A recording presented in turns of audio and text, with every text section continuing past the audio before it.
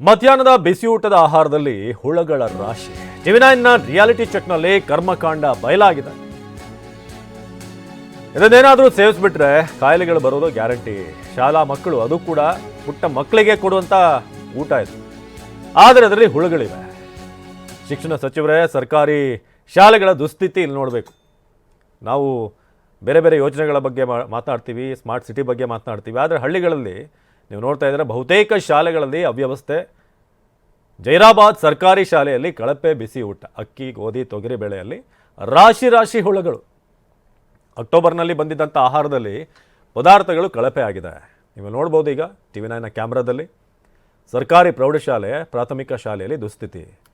ಚೀಲದಲ್ಲಿ ಪುಡಿ ಪುಡಿಯಾಗಿ ಉದುರ್ತಾ ಇರುವಂಥ ಹೊಟ್ಟು.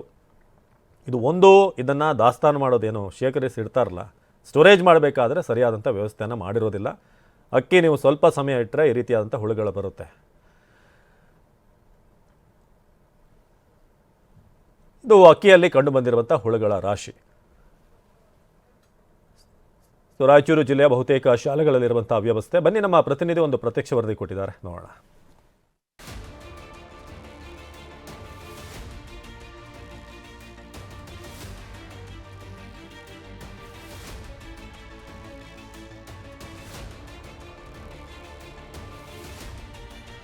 ಕೊಪ್ಪಳ ಜಿಲ್ಲೆಯ ಒಂದು ಸರ್ಕಾರಿ ಶಾಲೆಯಲ್ಲಿ ಏನು ಬಿಸಿ ಊಟಕ್ಕೆ ತಯಾರು ಮಾಡಿದಂಥ ಆಹಾರ ಪದಾರ್ಥದಲ್ಲಿ ಹುಳುಗಳು ಪತ್ತೆಯಾಗಿದ್ದು, ಜೊತೆಗೆ ಬೇಳೆಯಲ್ಲೂ ಕೂಡ ನುಸಿಗಳಿದ್ದಂತಹದ್ದು ಒಂದು ದೃಶ್ಯ ಕಂಡು ಬಂದಿತ್ತು. ಎಲ್ಲೊಂದು ಕಡೆ ಇದು ಆಘಾತಕಾರಿ ವಿಚಾರ ಬೆಳಕಿಗೆ ಬಂದ ಬೆನ್ನಲ್ಲೇ ಟಿವಿ9 ತಂಡ ರಾಯಚೂರಿನಲ್ಲೂ ಕೂಡ ರಿಯಾಲಿಟಿ ಚೆಕ್ ಮಾಡ್ತಾ ಇರುವಂಥದ್ದು. ಸದ್ಯ ನಾವು ರಾಯಚೂರು ನಗರದ ಜಹೀರಾಬಾದ್ ಬಳಿ ಇರ್ತಕ್ಕಂಥ ಸರ್ಕಾರಿ ಪ್ರೌಢಶಾಲೆ ಒಳಪಡುವಂತಹ ಒಂದು ಅಡುಗೆ ಕೋಣೆಯಲ್ಲಿದ್ದೀನಿ. ದೃಶ್ಯದಲ್ಲಿ ತಾವು ನೋಡ್ಬೋದು, ಸಂಪೂರ್ಣವಾಗಿ ಈ ಅಡುಗೆ ಕೋಣೆ ಏನಿದೆ ಹೈಜೇನ್ ಆಗಿದೆ, ಅಂದರೆ ಸ್ವಚ್ಛತೆಯನ್ನು ಇಡೀ ಅಡುಗೆ ಕೋಣೆಯಲ್ಲಿ ಕಾಪಾಡಿದ್ದಾರೆ. ಆದರೆ ಎಲ್ಲೊಂದು ಕಡೆ ಅಕ್ಷರ ದಾಸೋಹದಡಿ ಏನು ಆಹಾರ ಪೂರೈಕೆ ಆಗುತ್ತೆ ಅದು ಎಲ್ಲೊಂದು ಕಡೆ ಕಳಪೆ ಇದೆಯಾ ಅನ್ನುವಂಥ ಪ್ರಶ್ನೆ ಸಹಜವಾಗಿ ಮೂಡುತ್ತೆ. ಯಾಕಂತ ಹೇಳಿದ್ರೆ ದೊಡ್ಡ ಪ್ರಮಾಣದಲ್ಲಿ ಎಲ್ಲೊಂದು ಕಡೆ ತೊಗರಿಬೇಳೆ, ಏನು ಕ್ವಾಲಿಟಿ ತೊಗರಿಬೇಳೆ ಕೊಡ್ತಾ ಇಲ್ಲ ಅನ್ನುವಂಥದ್ದು, ಜೊತೆಗೆ ಅಕ್ಕಿಯನ್ನು ಏನು ಕೊಟ್ಟಿದ್ದಾರೆ ಅದರಲ್ಲೂ ಕೂಡ ಹುಳುಗಳಿರುವಂಥದ್ದು, ಅಂದರೆ ಎಲ್ಲೊಂದು ಕಡೆ ಹಾಳಾಗಿರುವಂಥದ್ದು ನಮಗೆ ಕಂಡು ಬರ್ತಾ ಇರುವಂಥದ್ದು. ದೃಶ್ಯದಲ್ಲಿ ತಾವು ನೋಡ್ಬೋದು ಯಾವ ರೀತಿ ಅಕ್ಕಿಯ ಒಂದು ಪ್ರಮಾಣ, ಯಾವ ರೀತಿ ಗುಣಮಟ್ಟ ಇದೆ ಅನ್ನುವಂಥದ್ದು ತಾವು ನೋಡ್ಬೋದು. ದೃಶ್ಯದಲ್ಲಿ ಎಲ್ಲೊಂದು ಕಡೆ ಹಾಳಾಗಿರುವಂತಹ ಸ್ಥಿತಿಯಲ್ಲಿ ಕಂಡು ಬರ್ತಾ ಇರುವಂಥದ್ದು. ಸಂಪೂರ್ಣವಾಗಿ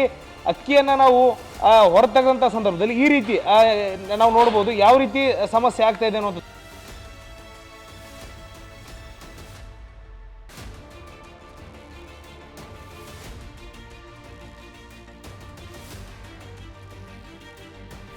ಮತ್ತೊಂದು ಬದಿಯಲ್ಲಿ ನಿಮಗೆ ತೋರಿಸ್ತೀನಿ, ಆ ತೊಗರಿಬೇಳೆ ಇರುವಂಥದ್ದು. ಆ ದೃಶ್ಯದಲ್ಲಿ ತಾವು ನೋಡ್ಬೋದು ಯಾವ ರೀತಿ ತೊಗರಿಬೇಳೆಯ ಒಂದು ಸ್ಥಿತಿ ಇದೆ ಅನ್ನುವಂಥದ್ದು. ಸಂಪೂರ್ಣವಾಗಿ ಪುಡಿ ಪುಡಿಯಾಗಿ ಹೋಗಿರುವಂಥದ್ದು, ಅಂದರೆ ಹುಳು ಹಿಡಿದಿರುವಂತಹ ತೊಗರಿಬೇಳೆ ಇದೆ ಅನ್ನುವಂಥದ್ದು ಸ್ಪಷ್ಟವಾಗಿ ಗೊತ್ತಾಗುತ್ತೆ. ಬರೀ 2 ತಿಂಗಳಿಗೆ ಈ ರೀತಿ, ಅಂದರೆ ಪೂರ್ಣ ಪ್ರಮಾಣದಲ್ಲಿ ತೊಗರಿ ಹಾಳಾಗಿದೆ ಅಂತಂದರೆ ಖಂಡಿತವಾಗಲೂ ಯಾವ ಗುಣಮಟ್ಟದ ಒಂದು ತೊಗರಿಯನ್ನು ಇವರು ಶಾಲಾ ಮಕ್ಕಳಿಗೆ ಬಿಸಿ ಊಟಕ್ಕಾಗಿ ಸಪ್ಲೈ ಮಾಡ್ತಾರೆ ಅನ್ನುವಂಥದ್ದು. ನಾವು ಈ ಒಂದು ತೊಗರಿ ಪರಿಶೀಲನೆ ಮಾಡಿದಂಥ ಸಂದರ್ಭದಲ್ಲಿ ಸಂಪೂರ್ಣವಾಗಿ ಈ ರೀತಿ, ಅಂದರೆ ತಾವು ನೋಡ್ಬೋದು ದೃಶ್ಯದಲ್ಲಿ ಯಾವ ರೀತಿ ಹಾಳಾಗಿದೆ ಅನ್ನುವಂಥದ್ದನ್ನು ನೋಡ್ಬೋದು. ಕೆಲವೊಂದು ಕಡೆ ಹುಳುಗಳು ಹಿಡಿದಂಥ ಸಂದರ್ಭದಲ್ಲಿ ಯಾವ ರೀತಿ ಹಾಳಾಗಿ ಹೋಗಿರುತ್ತೆ, ಸಂಪೂರ್ಣ ಪುಡಿ ಪುಡಿಯಾಗಿ ಹೋಗಿರುವಂಥದ್ದು. ನನ್ನ ಕೈಯನ್ನು ಕೂಡ ತಾವು ನೋಡ್ಬೋದು ಯಾವ ರೀತಿ ಪೌಡ್ರ್ ಆಗಿದೆ ಅನ್ನೋಂಥದ್ದನ್ನು ಕೂಡ ತಾವು ದೃಶ್ಯದಲ್ಲಿ ನೋಡ್ಬೋದು. ಸಂಪೂರ್ಣವಾಗಿ ತೊಗರಿ ಹಾಳಾಗಿ ಹೋಗಿದೆ.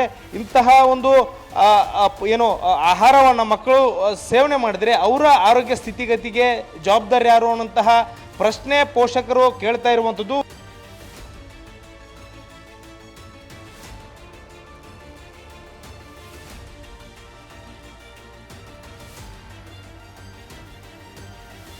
ಇಂತಹ ಒಂದು ತೊಗರಿ ಏನು ತಾವು ನೋಡ್ತಾ ಇದ್ದೀರಿ, ಈ ಪ್ರಮಾಣದ ತೊಗರಿಯನ್ನ ಬೇಯಿಸಿ ಹಾಕಿದ್ರೆ ಮಕ್ಕಳ ಸ್ಥಿತಿ ಏನಾಗ್ಬೋದು ಅನ್ನುವಂಥ ಪ್ರಶ್ನೆ ಸಹಜವಾಗಿ ಮೂಡುತ್ತೆ. ಸಂಬಂಧಪಟ್ಟಂತೆ ಅಧಿಕಾರಿಗಳು ಕೂಡ ಎಚ್ಚೆತ್ಕೋಬೇಕಾಗತ್ತೆ.